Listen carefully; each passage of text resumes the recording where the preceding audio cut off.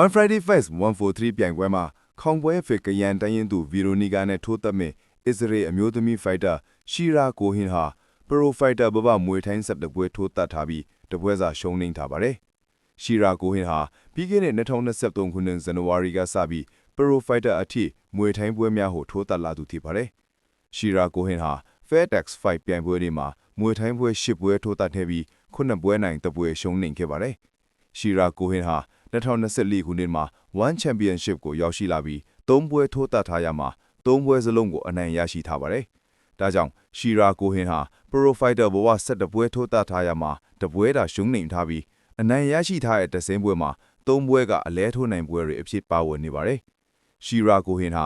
One Championship ရဲ့အမျိုးသမီးမွေထိုင်းအတန်ဝီတန်ချန်ပီယံခပ်ပါစင်ခေါ်ပွဲထိုးသက်ခါနီးမှာဒဏ်ရာပြဿနာကြောင့်မထိုးထီတော့ပဲပွဲဝေးနေခဲ့ရတာတနင်္ကြိုကြာခဲ့ပြီဖြစ်ပါတယ်။ရှီရာကိုဟင်နောက်ဆုံးထိုးသက်ခဲ့တဲ့ပွဲကပြီးခဲ့တဲ့2024ခုနှစ်အောက်တိုဘာအတွင်းကထိပြီးစကော့တလန်အမျိုးသမီးဖိုက်တာကိုအမှတ်နဲ့အနိုင်ရထားခဲ့ပါတယ်။ဒါကြောင့်အခုကရန်တိုင်းရင်သူဗီရိုနီကာနဲ့ထိုးသက်မဲ့ပွဲကရှီရာကိုဟင်အတရဒဏ်ရာကပြန်လဲတက်တာလာပြီးနောက်ပထမဆုံးပြန်လဲထိုးသက်တဲ့ပွဲချစ်လာမှာပါ။ဒီပွဲစဉ်မှာအနိုင်ရတဲ့ဖိုက်တာကချန်ပီယံခါဘတ်လူဖို့အခြေအနေကောင်းသွားမှာမလို့ဖိုက်တာနှစ်ယောက်လုံးရေကုန်ရေကန်းတိုက်စစ်ဖွင့်အနိုင်ယူဖို့ကြိုးစားလာကြမှာမလို့ကြည်ကောင်းမဲ့ပွဲစဉ်ကပွဲချက်လာအောင်ပါပါ။ One Championship မှာအောင်လာအန်ဆိုင်နောက်ပိုင်းအောင်မြင်မှုကိုဗီရိုနီကာအယူသွားမလားစောင့်ကြည့်ရမှာပါ။